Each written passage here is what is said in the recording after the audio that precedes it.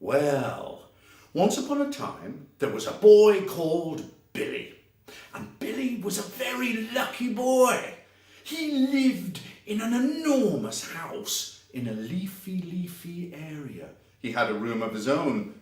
He was quite rich, so he could have anything he wanted. But the trouble was, to keep rich, his mum and dad had to work very hard and very long hours. Well, in the morning, Billy would go to school, and after school he would wait and line up for play centre. And then, after play centre, when all the other children had been picked up, the play centre workers said, "Billy, off you go now," and he would run home. He had his own key, so he would let himself in. First thing he would do, 2 toasts in the toaster, pop, and then upstairs to play on his PlayStation. And it was many hours later when Mum and Dad would come home, and Dad wouldn't come upstairs to see him. He would just shout up, "Billy, are you there?" "Yes, Dad, I'm here." And sometimes he wouldn't see his mum and dad all week. Well, one day it was a Sunday, and they were all sitting round the table having Sunday lunch. Billy loved this part of the week. He could be with his mum and dad when suddenly the phone rang. Dad got up and answered the phone. "Hello, What? Look. No, you can't do that. Look, I'm telling you, Oh, all right. He put the phone down. Mum said, "Roger, what's that?" "It's the hospital. My father, your grandfather, Billy, well, he's had a bit of a fall, and his heating doesn't work, and his windows have been broken, and so they want to put him in a home." "We can't afford a home," said Mum. "We have 3 foreign holidays a year. We certainly can't afford to waste it on a home." "Yes, I know. That means that my father will have to come here to live." "Oh, no," said Dad. "Oh, no," said Mum. "Yes," said Billy, because Billy loved his granddad, because his granddad was full of stories and jokes, and his granddad always had enough time for Billy. Well, Dad went to collect Grandad, and Billy waited in the lounge, looking through the windows. He was sitting on thorns waiting for Grandad to come. And soon he saw the car pull up, and Grandad got out with his one suitcase. Billy ran to the front door, opened the front door. "Grandad!" "Oh, hello, Billy boy, come here, Billy boy. I love your grandson, I really do." And Billy and Grandad went into the lounge and told stories and played games. Well, it was supper time, and everyone was having soup. But Grandad is a very old man, and he hasn't got his own teeth. So when he was drinking his soup, he made a noise.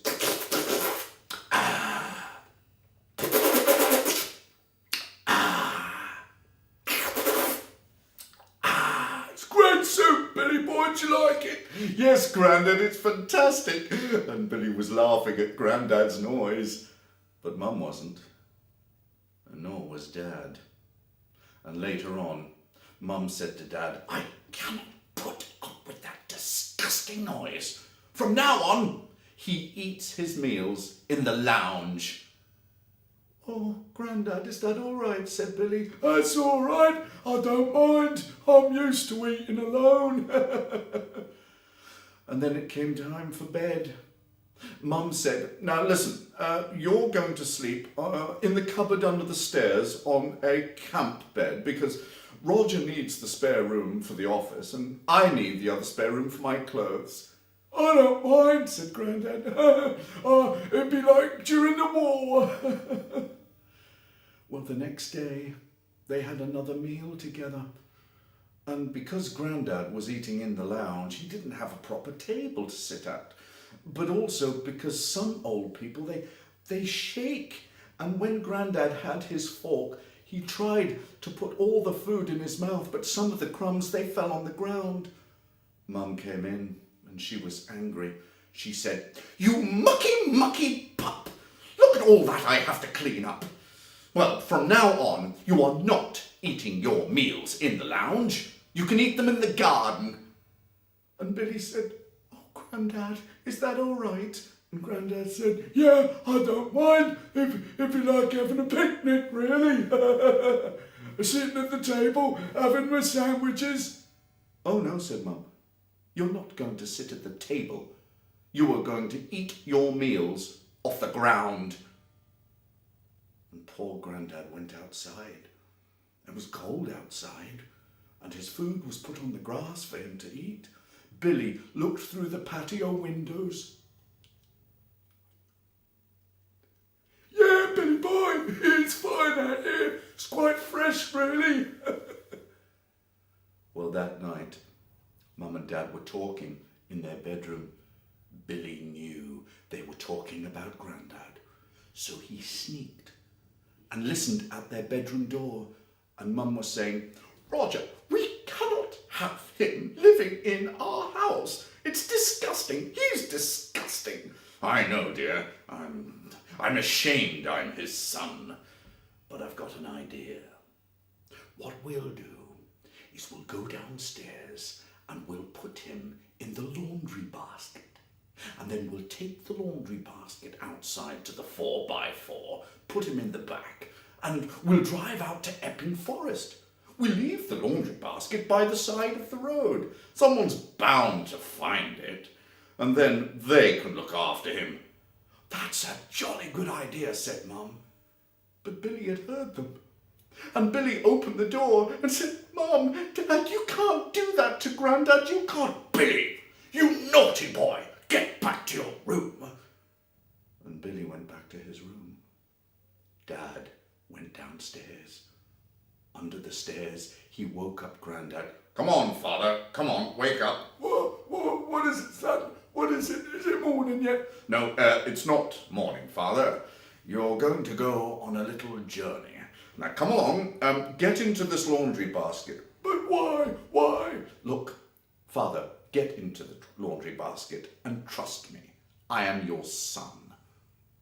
So when Grandad was in the laundry basket, they closed it, and Mum and Dad brought the laundry basket out to the car. "Open the door of the disco, darling. Let's put him in the back."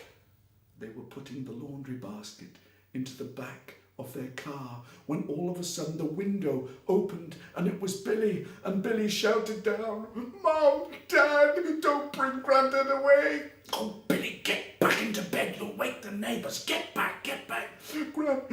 "Please, Dad, just one thing. Remember to bring back the laundry basket." "What? Bring back the laundry basket? But why, boy, why?" "Because, Dad, I'm going to need that laundry basket when you get old." And Dad looked up at Billy, and he looked at the basket, and he said, "What am I doing? What am I doing, my own father?" And he opened up the laundry basket, and he said, Father, I'm sorry, come out." What is it, boy? What is it? But I was scared in there." "I'm sorry, Father, I'm sorry." And Dad brought Grandad back into the house. Well, the next day, Grandad was sitting with them at the table, and it was soup again, and Grandad got his soup spoon.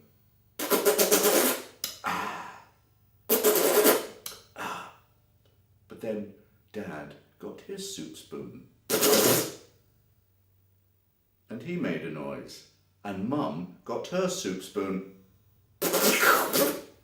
and she made a noise, and they all burst out laughing. And when Grandad spilled crumbs on the floor, nobody minded. And then when Grandad got ill, and when he died, they all shed tears. But they weren't tears of sadness. They were tears of joy that they had spent the last days of his life with that wonderful man. And that is the end of the story.